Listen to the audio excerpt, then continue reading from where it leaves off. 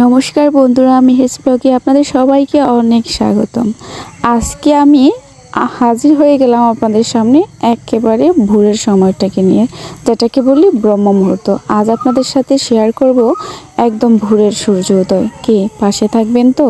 এই যে দেখেন, অন্ধকার কাটিয়ে আবছা চলে গিয়ে আস্তে আস্তে সূর্যের কিরণ ফোটা শুরু হয়েছে। আর যতই সূর্যের আলো প্রকট হচ্ছে ততই আমার মনটা আলোড়িত হচ্ছে। সকালবেলাটা আমার ভীষণ প্রিয়, ভীষণ ভালো লাগার। আর এই যে দেখেন, সকালের ফুল, সকালের ফল, আর সকালে আমার বাবা, মানে সব কিছুই জানি আমাকে একদম অন্যরকম একটা স্নিগ্ধ অনুভূতি দিচ্ছিল। আর সকালের পড়াশোনার সেটার তো কোনো তুলনাই নেই। আর এদিকে এই যে আমার কাকিমণি ঘুম থেকে উঠেই হাঁস নিয়ে বের হয়ে গেলেন, হাঁস কুপিতে রাখছেন। দুটো পাতি হাঁস আমার ভাই কিনে আনছে শুধুমাত্র ডিম খাবে বলে।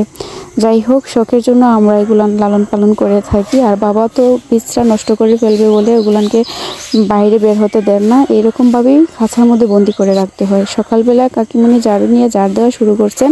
আমার মা কাকি আসলে চারজন, সবাই মিলেমিশেই কাজ করেন। আর আমি কোনো কিছু করি না বললেই চলে, শুধুমাত্র টেক কেয়ার করাটা ওনাদের কাজের।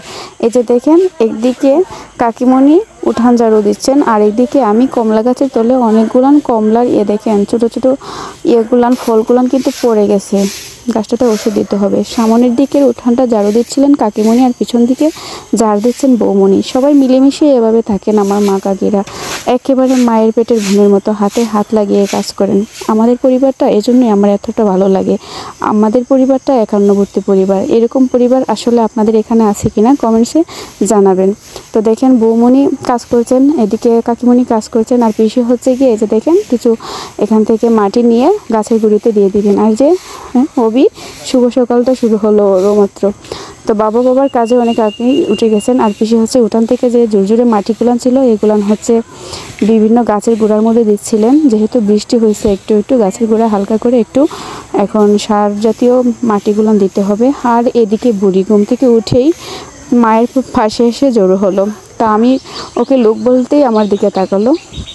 আর এই যে দেখেন, ভোরের আকাশটা, ভোরের প্রকৃতি, গাছপালা সব মিলিয়ে মানে অন্যরকম অনুভূতি। আর আমি এটা আমার নৈমিত্তিক দিনের কাজ। ঘুম থেকে উঠেই আমি চলে যাই থানকুনি পাতার খুঁজে।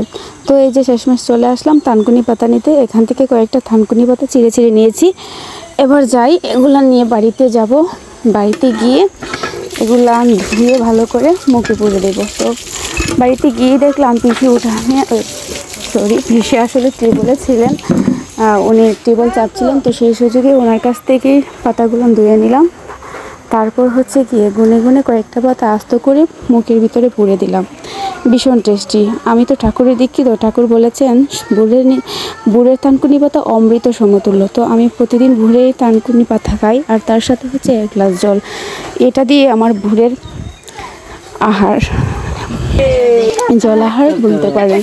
তো ভীষণই ভালো লাগে। আর এদিকে স্কুল থেকে আসার পরে মিহিরকে নিয়ে চলে গেছিলাম পাশের বাড়িতে। আসলে আমার ছোট্ট মিহিরের ছোট্ট 2টা মোরগ ছিল, সেগুলো আমার বাবা বাড়িতে পালতে দেন না, কারণ হচ্ছে কি বাড়ির সবজি নষ্ট করে ফেলে। এজন্য পাশের বাড়ির এক আন্টিকে দিয়ে দিয়েছিলাম। তো উনি আমার মিহিরকে কিছু মানে ডিম হলে অর্ধেকটা ডিম দেন, আর বাচ্চা হলে অর্ধেকটা বাচ্চা দেন। এই নিয়ে ফার্স্ট হচ্ছে গিয়ে এটা দেওয়া হয়েছে।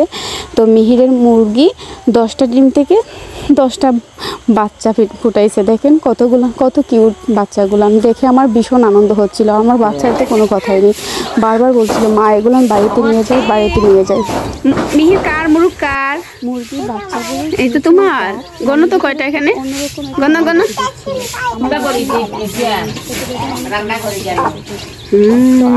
তোমার মুরগ।